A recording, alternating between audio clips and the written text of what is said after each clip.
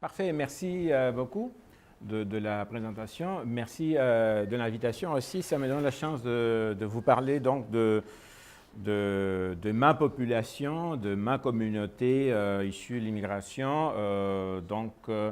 Ces diasporas qu'on va appeler latino-américaine, même si elle est extrêmement, et on va le voir, hétérogène, mais il y a quelque chose en commun, quelque chose qui rassemble des hommes et des femmes venant de plusieurs pays dans le continent et dont on peut saisir parfois, et c'est un peu l'argument que je fais, une certaine identité partagée. Voilà. Alors, ce que je vais faire dans les prochaines minutes, c'est essentiellement de déployer des données. Vous allez voir des tableaux, des graphiques. Il ne faut pas s'attarder nécessairement sur chaque élément. C'est un peu vous donner un portrait général de cette population, mais en partant de quelques idées de base. Et voici un peu donc ces synthèses de mon argumentaire. C'est-à-dire, nous avons une population, une communauté, on verra même comment on veut l'appeler. Je préfère souvent employer le terme diaspora ou communauté diasporique. Ça nous fait penser à la mobilité, à la fluidité, au changement, mais aussi à la diversité interne. Donc de ce point de vue-là, effectivement, nous le savons bien sûr, nous avons une multiplicité d'origine nationale, 15, 16, une vingtaine, ça dépend comment vous comptez, quel pays vous allez inclure ou en exclure, qui vont peut-être parfois, pas toujours, pas tout le monde, se rassembler, se réunir dans une société d'accueil. Dans ce cas-ci, on va parler du Québec comme société de réception. Et dans ce contexte-là, on constate plusieurs choses et les gens ici qui sont justement, qui font partie de cette population me diront si leur expérience, leur vécu correspond un peu à ce que je vais vous présenter en partie en me basant sur un sondage, une enquête qu'on a menée auprès d'un millier de latino-américains résidant au Québec. On a fait cette étude l'année passée et je vais vous en donner donc plusieurs chiffres. Mais ici, bon, ça c'est juste quelques nationalités parmi celles que j'ai mentionnées tout à l'heure, c'est-à-dire bien sûr la Colombie, le Venezuela, l'Argentine, le Brésil, et bon, on verra un petit peu aussi comment ce mix se constitue au Québec. Mais ce qui me semble important en partant, c'est de dire c'est une population qui maintient, les individus de cette population maintiennent des liens très forts. On verra les chiffres. Vous allez me dire si ça correspond donc à votre façon de garder un rapport avec votre pays d'origine, si vous êtes de cette région ou d'ailleurs dans le monde. Et en même temps, il y a quelque chose qui se passe. C'est-à-dire, il y a des éléments, des manifestations de quelque chose qui se constitue. S'agit-il d'une identité latino-québécoise? S'agit-il d'un sentiment d'appartenance? Est-ce que c'est parce que la population majoritaire, la société d'accueil, nous dit que nous sommes quelque chose, étiquette latino, hispanique, etc. Et alors à ce moment-là, nous, on va se rallier ou admettre cette façon de nous nommer. On verra tout cela. Mais ce qui est important de saisir, c'est qu'il y a ce concept qu'on emploie parfois en sociologie de l'immigration, une identité panethnique, ça veut dire quelque chose qui va au-delà de nos nationalités. Et c'est quelque chose qu'on va tenter d'explorer.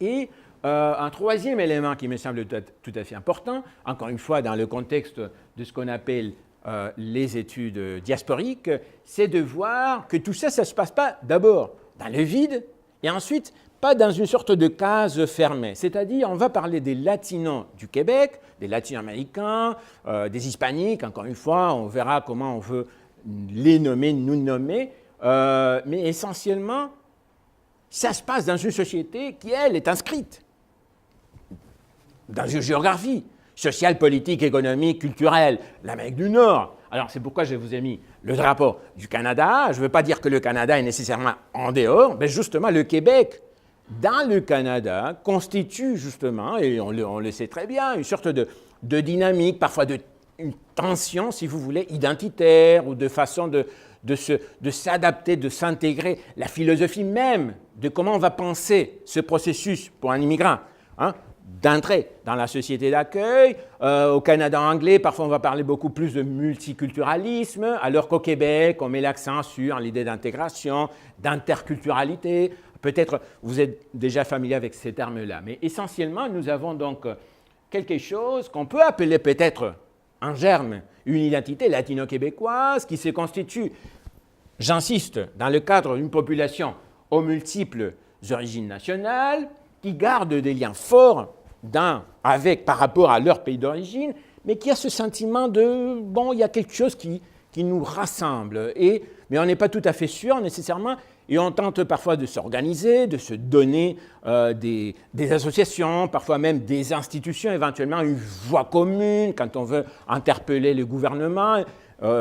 C'était mentionné durant ma présentation, quand on m'a présenté en disant « J'ai accompagné par exemple un ensemble d'organismes latino-québécois dans le contexte d'une consultation que faisait le gouvernement. » Vous avez sûrement entendu parler de cela l'année passée. Mais dans ce contexte-là, comme je disais, auto-identification, qu'est-ce que ça veut dire? Est-ce que les gens eux-mêmes se disent « Moi, je suis d'abord et avant tout un latino du Québec. Est-ce que moi, je me dis « Je suis d'abord un Argentin, puisque c'est ma nationalité d'origine. Est-ce que je vais peut-être tenter d'effacer toute trace en disant au monde « Écoutez, oubliez, je suis un immigrant, comme beaucoup de gens au Québec, mais en parlant plus de mes origines. Maintenant, je suis un citoyen du Québec, point à la ligne. » Alors, quelles sont les façons de se positionner par rapport à tous ces enjeux? Parce que je peux bien vouloir dire « Oubliez mes racines, voyez pas en moi quelque chose d'autre qu'un membre de la société québécoise, canadienne. » Mais peut-être dans le regard de l'autre, je serai tout de même renvoyé à quelque chose en tant qu'Argentin, en tant que Latino, et ça veut dire beaucoup de choses. On le sait, c'est un aspect que j'ai étudié et dont je vais vous parler aujourd'hui. Ça peut mobiliser des préjugés, des clichés, des stéréotypes, associés par exemple au fait qu'on soit latino, qu'on soit hispanique, ainsi de suite. Et pourquoi je vous mets le petit drapeau des États-Unis? Puisque, comme je disais, ça ne se passe pas dans le vide. Les discours, les images que l'on va se faire de certaines communautés, dont les latino-américains, ça peut venir aussi d'un contexte externe. On fait partie de tout cela. Que ce soit à la télé, que ce soit dans le discours politique, on entend des choses. On se fait une représentation de ce qu'est un immigrant latino-américain, et à partir de là, parfois, on va associer aussi des qualités positives ou souvent plutôt, malheureusement, négatives. Voilà. Donc ça, c'est un peu le portrait que je vais tenter de vous proposer dans ce que je vais vous montrer ici. Et en partant aussi, bon, vous allez voir, parfois, il y a beaucoup d'informations. J'insiste, il ne faut pas tout saisir nécessairement. Une façon de placer le Québec, justement, dans ce cadre nord-américain. Alors, il y a des choses qui sont intéressantes. Par exemple, le Québec a proportionnellement plus d'immigrants. Si on prend le terme immigrant, comme les personnes nées à l'étranger. Alors déjà là, parfois, ça peut étonner. Le Québec est une société d'immigration à plus fort titre que les États-Unis, pas en termes historiques nécessairement, mais en termes de quantité proportionnelle, parce que le Québec est très petit, pas la géographie bien sûr, mais la population, on est à peu près une goutte dans l'océan nord-américain en termes de taille, de quantité de personnes. Mais si on prend chaque société d'accueil, disons qu'en Amérique du Nord, il y a 3 sociétés réceptrices d'immigration. Évidemment, les chiffres absolus sont immenses du côté des États-Unis et comparativement, le Québec, ça ne fait pas d'impact. Mais prenons chaque société en tant que telle, en disant proportionnellement le pourcentage. Là, on va voir. Question en passant et en parallèle assez intéressant, 80%, à peu près 8 personnes sur 10 au Québec a le français comme langue maternelle. C'est très comparable à ce qui se passe aux États-Unis, où 8 personnes sur 10 ont l'anglais comme langue maternelle.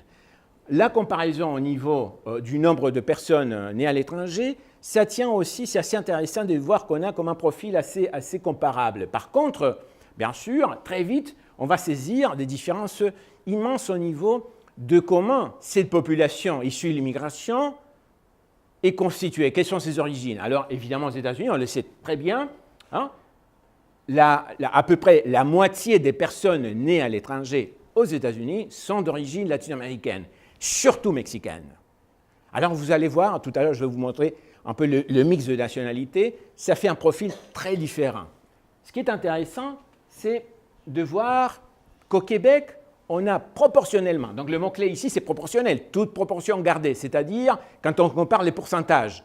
Mais là on va voir le fait latino est beaucoup plus important au Québec qu'au Canada anglais. C'est déjà quelque chose d'assez intéressant. C'est-à-dire dire immigrants au Québec, ça veut nécessairement dire, en termes d'inclure une population importante, cette origine en Amérique latine. Et il y a autre chose qu'on va voir tout à l'heure, c'est, et vous le savez bien sûr, l'Amérique latine, c'est à la limite, on peut dire 3 continents, sinon plus, hein, parce que le Brésil, par exemple, en soi est une sorte de... Bon, en tout cas, c'est un sous-continent. Le Mexique, en soi, en faisant partie de l'Amérique du Nord, ça fait comme un espace tout à fait, ou en partie différent. Vous avez l'Amérique centrale, et les Caraïbes, les Antilles, qui ont aussi une réalité assez particulière, et l'Amérique du Sud. Ce qui est intéressant, donc, on verra tout à l'heure, le Canada a une proportion beaucoup plus importante de latino-américains d'Amérique du Sud, et c'est encore plus clair, donc ce poids est encore plus important au Québec. Alors, je me suis dit, j'allais faire, hein, pour que ce soit vraiment visuel, un peu, vous connaissez les nuages de mots, le poids, la taille, hein, du caractère, ça vous indique un peu sur l'importance. Alors, je l'ai fait proportionnel. Si on prend tous les latinos des États-Unis, et là, on les classifie par la façon dont eux, ces personnes, se disent provenir d'une nationalité, d'un pays d'origine. On va voir ça. Qu'est-ce que vous remarquez? Bon, bien sûr, vous voyez le mot Mexique immense qui prend à peu près toute la place. Et par la suite, vous arrivez peut-être à lire Porto Rico. Hein, vous connaissez le rapport assez particulier avec cet État associé.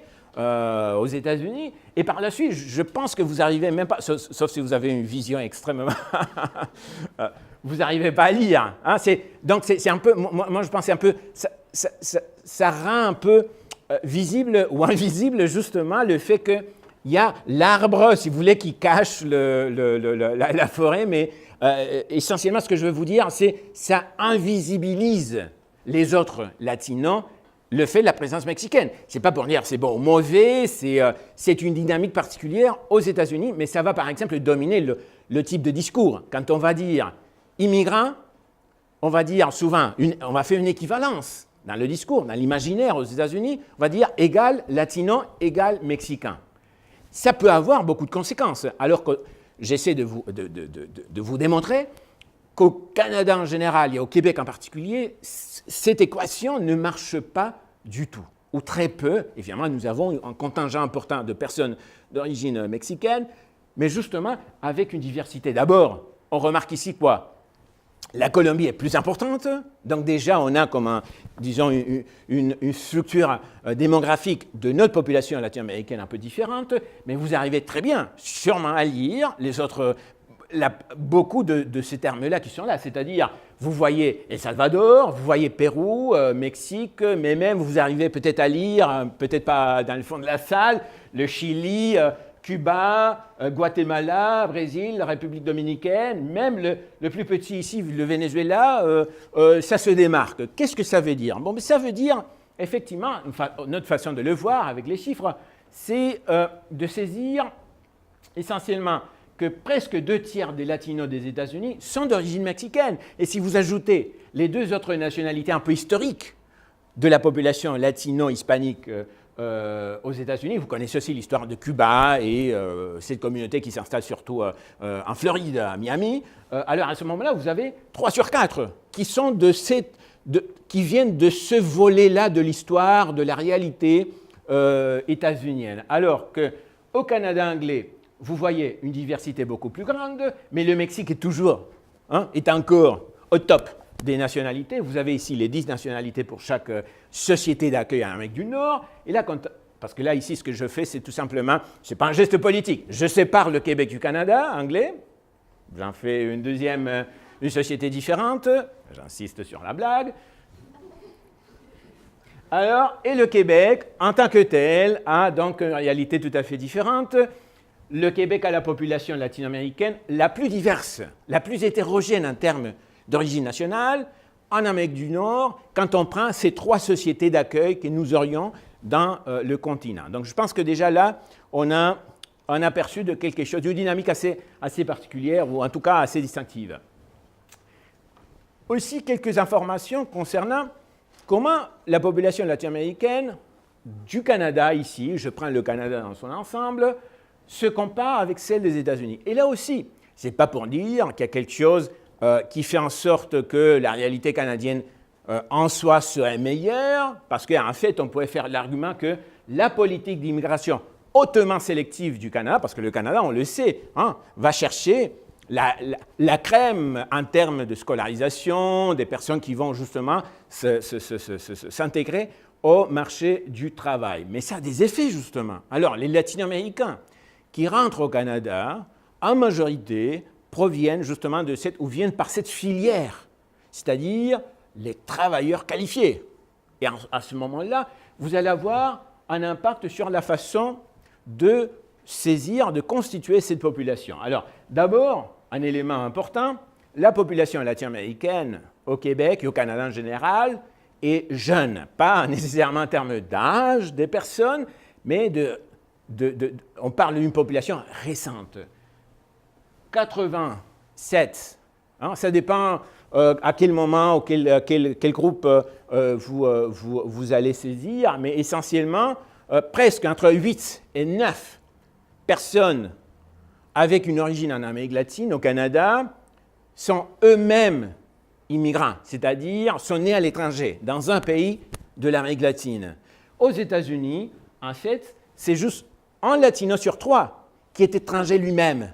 Vous comprenez? Alors, 2/3 de la population latino des États-Unis est américaine, dans le sens que ce sont des gens nés aux États-Unis, peu importe leur statut légal, ça c'est une autre discussion, n'est-ce pas? Mais ce qu'on va voir ici, c'est notre population latino-canadienne, si vous voulez, hein, elle est récente, elle a été généralement sélectionnée par ce système de points que vous connaissez sûrement, hein, peut-être certains d'entre vous comme moi ont passé par ce système, et donc ça veut dire un taux de diplomation, un niveau de scolarisation beaucoup plus élevé.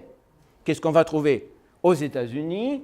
Et ça se reflète aussi au niveau du travail, du salaire, c'est-à-dire hein, du revenu, de la position socio-économique qu'on va voir dans la société d'accueil. Donc, on va parler des difficultés des latino-américains, des latino-québécois, si vous voulez, dans le contexte du marché du travail. On le verra. Mais si on se compare aux États-Unis, hein, on se trouve dans une situation beaucoup plus intéressante. Par exemple, ça c'est un calcul que je fais parfois pour montrer les écarts dans la façon de rémunérer les divers groupes dans la société.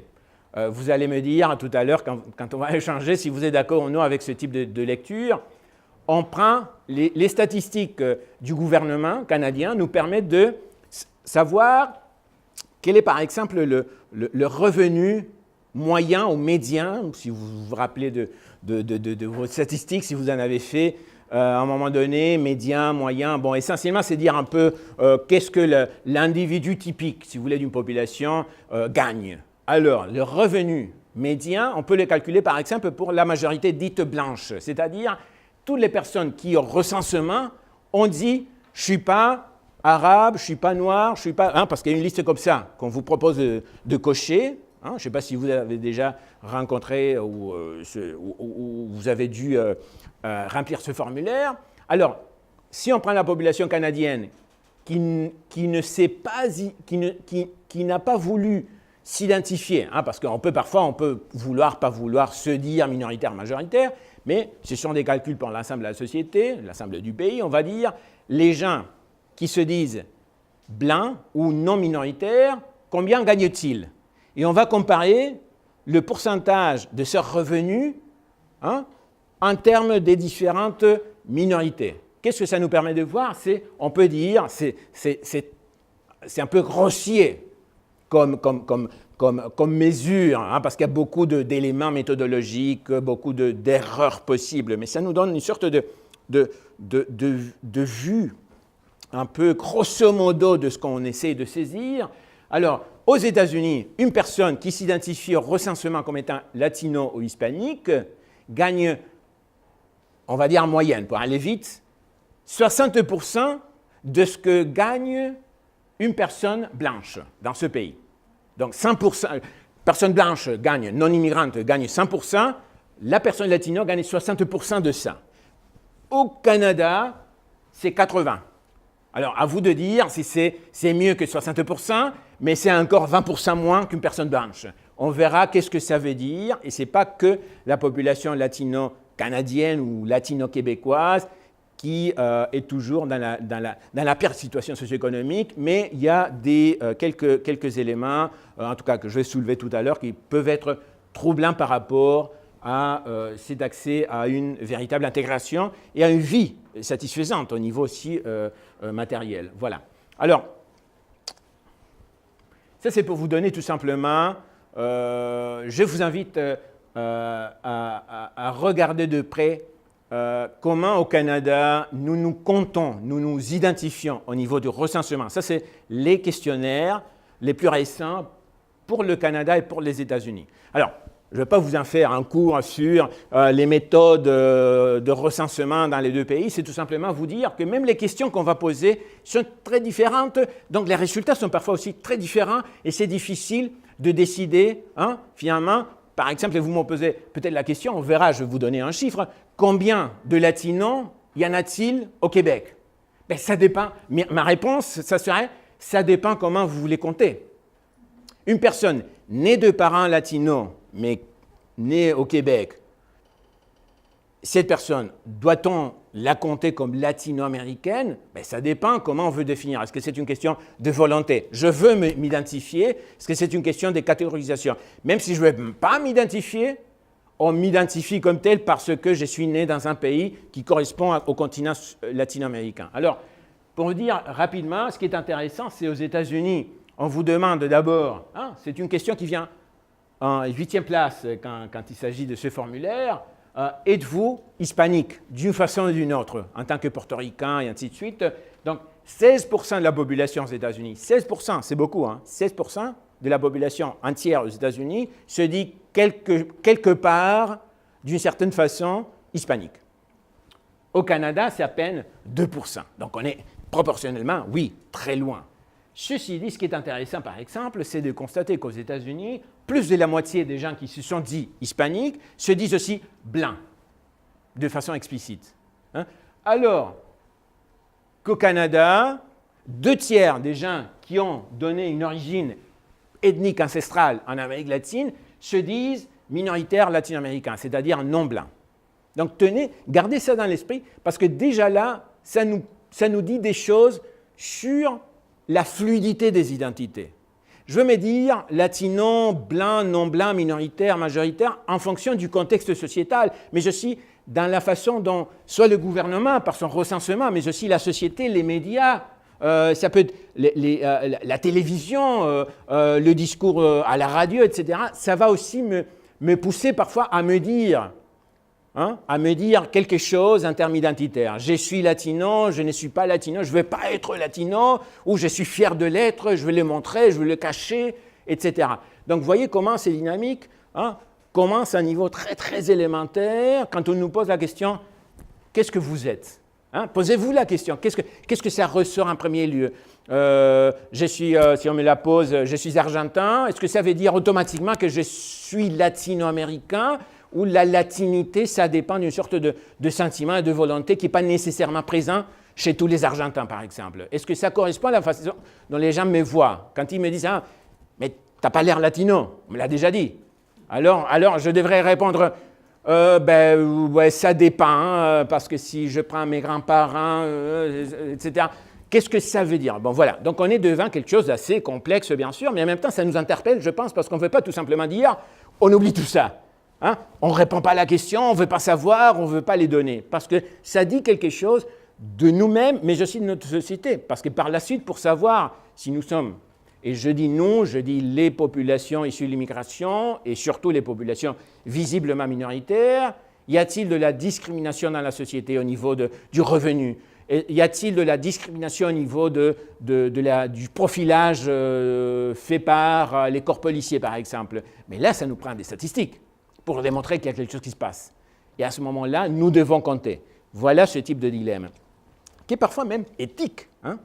Doit-on décider si quelqu'un est ou non de tel, ou on veut faire comme si je ne vois pas la race, je ne vois pas la couleur, je ne vois que des êtres humains. J'aimerais bien vivre dans cette société-là. Mais malheureusement, nous vivons dans des sociétés dans lesquelles tout ça est très saillant et les institutions, les acteurs sociaux réagissent aussi à ce que je projette comme étant mon identité ancestrale, ethnique, raciale, et ainsi de suite. Voilà. Alors, ça dépend comment nous comptons, mais à peu près 132 000 personnes au Québec, là on vient au Québec, sont nées en Amérique latine, comme je disais, en fait proportionnellement plus important chez nous, ici au Québec, qu'ailleurs au Canada, notamment par exemple en Ontario ou dans le reste du pays.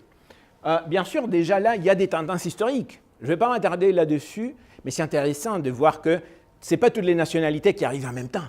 Et vous le savez peut-être, les Chiliens qui sont arrivés dans les années 70 et qui sont venus dans un contexte particulier, fuyant une dictature militaire, alors que les Salvadoriens sont arrivés dans un autre contexte.